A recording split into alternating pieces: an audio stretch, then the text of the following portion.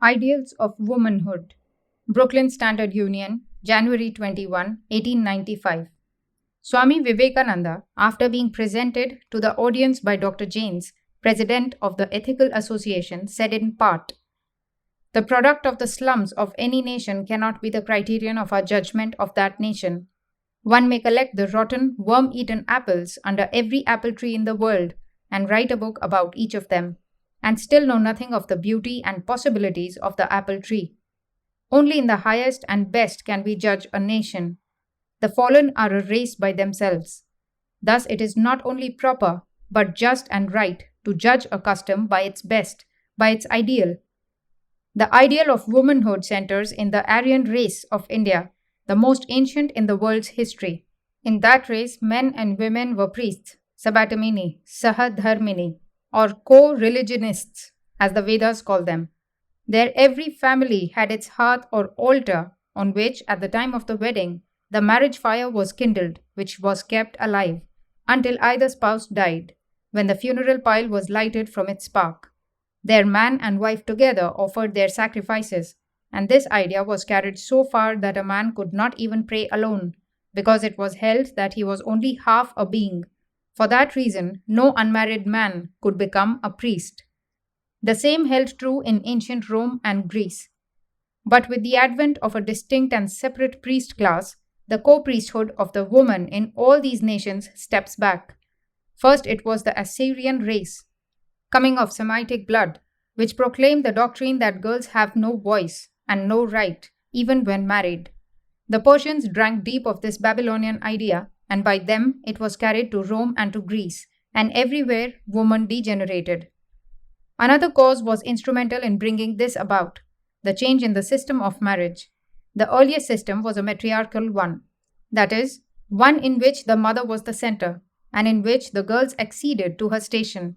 This led to the curious system of the polyandrous, where 5 and 6 brothers often married one wife.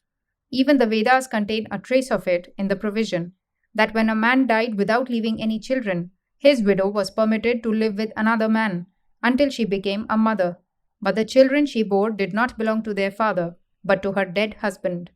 In later years, the widow was allowed to marry again, which the modern idea forbids her to do. But side by side with these excrescences, a very intense idea of personal purity sprang up in the nation. On every page, the Vedas preach personal purity. The laws in this respect were extremely strict. Every boy and girl was sent to the university, where they studied until their 20th or 30th year. There, the least impurity was punished almost cruelly. This idea of personal purity has imprinted itself deeply into the very heart of the race, amounting almost to a mania. The most conspicuous example of it is to be found in the capture of Chittor, by the Mohammedans.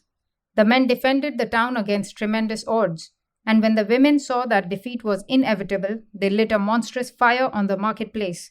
And when the enemy broke down the gates, 74,500 women jumped on the huge funeral pile and perished in the flames.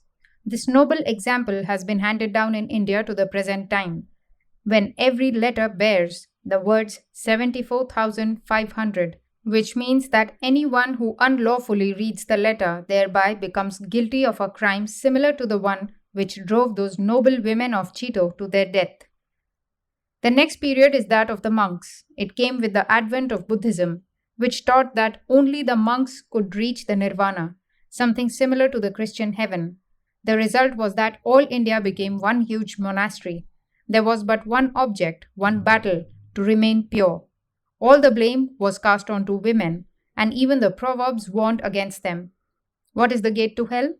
Was one of them, to which the answer was, woman. Another read, what is the chain which binds us all to dust? Woman. Another one, who is the blindest of the blind? He who is deceived by woman. The same idea is to be found in the cloisters of the West. The development of all monasticism always meant the degeneration of women. But eventually another idea of womanhood arose.